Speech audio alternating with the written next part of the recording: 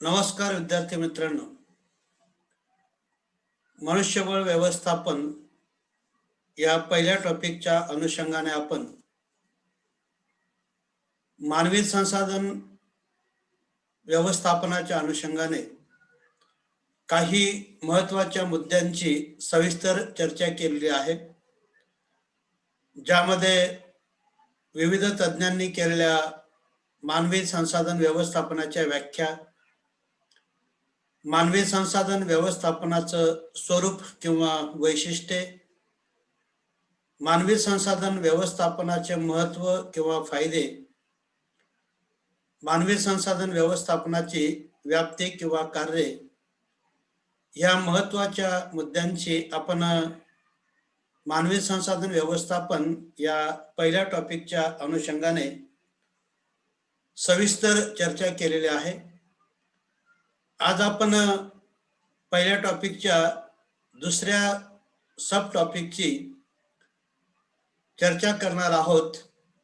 या सब टॉपिकचं नाव आहे मानवी संसाधन नियोजन, ह्यूमन रिसोर्स प्लॅनिंग. खरं तर मानवी संसाधन नियोजन हे व्यवस्थापनाचं एक महत्त्वाचं कार्य आहे. अगदी आपल्या दैनंदिन जीवनामध्ये देखील नियोजनाची आवश्यकता आपल्याला भासते. नियोजन ही एक अशी प्रक्रिया आहे किंवा असं कार्य आहे की भविष्यात आपल्याला काय करायचं आहे त्याचा आज अंदाज वर्तवून त्या अनुषंगाने योजना आखणे. त्यामुळे आपला इच्छित उद्देश किंवा निश्चित केलेलं कार्य हे योग्य प्रकारे पूर्ण होतं आणि कार्य पूर्ण केल्याचं समाधान आपल्याला लाभतं. मानवी संसाधन व्यवस्थापनाच्या दृष्टीने देखील नियोजन ही एक अत्यावश्यक प्रक्रिया आहे, ज्याद्वारे वर्तमान मनुष्यबळावरून अपेक्षित मनुष्यबळाकडे संघटनेने कसं वळावं याबाबतचा निर्णय हा व्यवस्थापनाकडून घेतला जातो.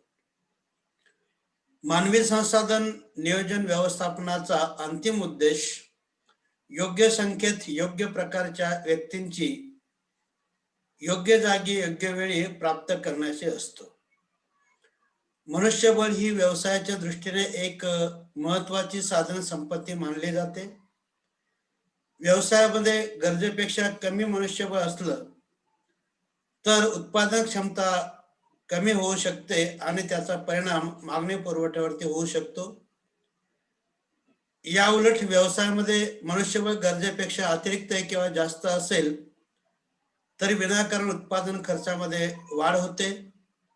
हा उत्पादन खर्च भरून काढण्यासाठी आपल्याला वस्तूची किंमत ही जास्त ठेवावी लागते आणि या स्पर्धेच्या युगात आपल्या वस्तूची किंमत ही इतरांपेक्षा जास्त असेल तर ग्राहक अशी वस्तू खरेदी करायला तयार होत नाही. त्यामुळे साहजिकच व्यवसायाचं आर्थिक नुकसान होतं आणि म्हणूनच व्यवसायामध्ये पर्याप्त मनुष्यबळ प्राप्त व्हावं आणि या उपलब्ध असलेल्या मनुष्यबळाचा योग्य प्रकारे व्यवसाय कार्यासाठी उपयोग करून घेता यावा यासाठी मानवी संसाधन नियोजन ही व्यवसायातील एक अत्यावश्यक प्रक्रिया मानली जाते.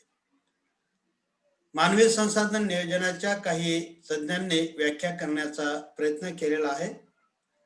त्यातील पहिली महत्त्वाची व्याख्या आहे ती म्हणजे मनुष्यबळ नियोजनाच्या प्रक्रियेत पूर्वानुमान, विकास आणि नियंत्रणात्मक तंत्रांचा समावेश होतो. यामुळे आर्थिकदृष्ट्या उपयुक्त ठरणाऱ्या व्यक्तींची योग्य संख्येत योग्य जागी योग्य वेळी कार्य करण्यासाठी निवड झाल्याची संस्थेची खात्री पडते. मानवी संसाधन नियोजनाची दुसरी एक व्याख्या केलेली आहे ती म्हणजे योग्य व्यक्तींची योग्य संख्येत योग्य कार्यासाठी योग्य वेळी व्यवस्था करण्याचे उद्दिष्ट साध्य करण्यासाठी मनुष्यबळाचे धोरण, व्यवहार आणि पद्धतीच्या समन्वयाला मनुष्यबळ नियोजन असं म्हटलं जातं. सर्वसाधारणपणे मानवी संसाधन नियोजनाच्या या दोन्ही व्याख्यांचा एकत्रितपणे जर आपण विचार केला तर मानवी संसाधन नियोजनाची काही वैशिष्ट्ये आपल्याला सांगता येतील. त्यातील पहिलं वैशिष्ट्य आहे ते म्हणजे मानवी संसाधन नियोजन प्रक्रियेमध्ये वर्तमान मनुष्यबळाचा अंदाज घेतला जातो. थोडक्यात सद्यस्थितीमध्ये व्यवसायामध्ये किती मनुष्यबळ म्हणजे किती कामगार उपलब्ध आहेत आणि हे मनुष्यबळ हे कामगार पर्याप्त किंवा योग्य आहेत किंवा नाही याचा अंदाज हा मनुष्यबळ नियोजनामध्ये घेतला जातो. दुसरं महत्वाचं वैशिष्ट्य ते म्हणजे भविष्यातील अपेक्षित मनुष्यबळाचा अंदाज वर्तवणं. व्यवसायाच्या सद्य परिस्थितीमध्ये बदलत्या परिस्थितीनुसार आणि पर्यावरणानुसार आवश्यक ते बदल करावे लागतात. या बदलाचा परिणाम मनुष्यबळावरती होतो. कदाचित भविष्यात व्यवसायामार्फत ज्या वस्तू आणि सेवा पुरवल्या जाणार असतात किंवा जे व्यावसायिक कार्य केले जाणार असतं त्याची मागणी वाढणार असल्याने आपल्याला जास्त मनुष्यबळाची गरज ही भविष्यात भासू शकते किंवा भविष्यात मनुष्यबळाचा व्यवसायाच्या वस्तू आणि सेवा यांना असणारी मागणी कदाचित कमी झाल्यामुळे आपल्याला कमी मनुष्यबळ लागू शकतं. थोडक्यात वर्तमान मनुष्यबळावरून भविष्यात आपल्याला किती मनुष्यबळ लागू शकतं याचा अंदाज वर्तवणं हे नियोजनाचं एक वैशिष्ट्य आपल्याला सांगता येईल. तिसरं महत्वाचं वैशिष्ट्य ते म्हणजे आवश्यकतेनुसार मनुष्यबळाचा पुरवठा निर्धारित करणं. वर्तमान मनुष्यबळावरून भविष्यातील मनुष्यबळाचा अंदाज घेतल्यानंतर व्यवसायाला जेवढ्या मनुष्यबळाची गरज असेल त्यानुसार मनुष्यबळाचा पुरवठा निर्धारित केला जातो. त्यासाठी कर्मचाऱ्यांची भरती निवड यासारख्या प्रक्रियांचा अवलंब हा केला जातो. चौथं महत्वाचं वैशिष्ट्य ते म्हणजे मनुष्यबळाचा मागणी आणि पुरवठा यांच्यात समतोल साधणं. या आधी चर्चा केल्याप्रमाणे व्यवसायाला जेवढ्या मनुष्यबळाची म्हणजे कामगारांची मानवी श्रमाची गरज असेल तेवढाच पुरवठा केला गेल्यास योग्य संख्येने मनुष्यबळ प्राप्त होतं आणि उपलब्ध असलेल्या मनुष्यबळाचा योग्य प्रकारे व्यवसाय कार्यासाठी वापर करून घेता येतो.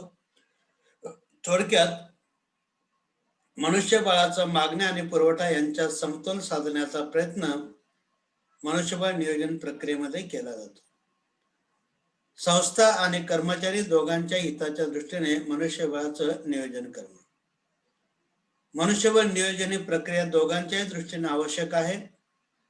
संस्थेला योग्य संख्येने मनुष्यबळ प्राप्त झालं तर व्यवसायाला आपली कार्यक्षमता टिकून ठेवता येते, उत्पादन क्षमतेमध्ये वाढ करता येते आणि व्यवसायामध्ये जर योग्य संख्येने मनुष्यबळ उपलब्ध असलं तर कर्मचाऱ्यांना देखील चांगल्या प्रकारे वेतन मिळू शकतं आणि त्यांच्या गरजा आहेत त्यांना अधिक चांगल्या पद्धतीने भागवता येतात.